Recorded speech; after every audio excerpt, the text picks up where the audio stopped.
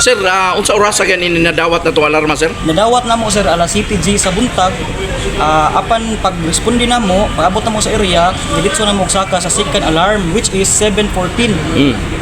Na-under control siya alas 7:50, fire out alas 8:22 sa buntag. Unsa ning involved, sir? Industrial. Industrial. Yes sir. Pila ni kandana, sir? Tulo ka anda na. Unsa negosyo aning tag-iya ni, sir?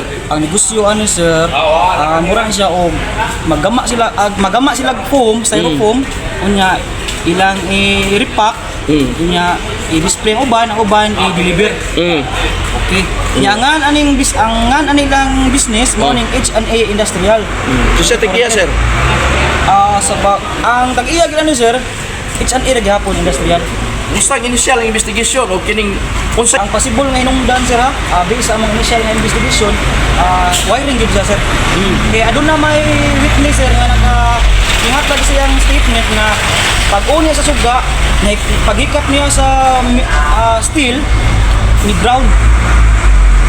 Pagkahuman niya na groundan, paghangad niya dako ng kayo nga nahimutang sa ground level, diha mismo sa storage area na tapat sa packaging area.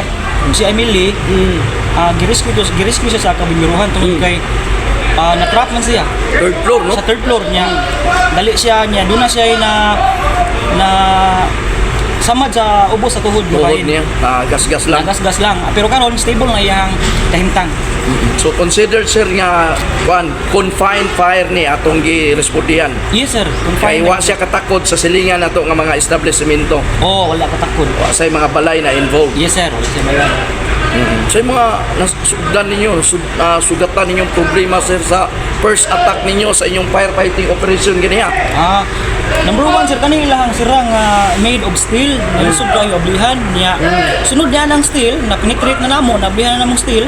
Sunod niya na ang bildo nga lisod bukon. Apan kumpleto man sa mga gamit ang kabombiruhan, dali ra siya nabuak yun. Mao na ang duha ka mga butang nalisdan ang kabombiruhan. Pero wa ta magkuwang sa tubig na, sir. Wala yun. Daghang support. Daghang support. Diin manigikan ni atong mga support ng mga firefighters, sir. Sa kalain nga barangay. Barangay sa Mandawi. Sa within Mandawi. Doon na ba gikan Cebu City, sir, yung nakaabot sa Tabang? Aduna sir. Aduna po abot sama sa Cebu City, Lapu-Lapu. So nakatabang sila. Yes sir, naka-rescue. Pero second alarm rin yung status ganiya. Yes sir, second alarm kay confined fireman. Fireman siya. Di man siya residential nga dali mo tapos.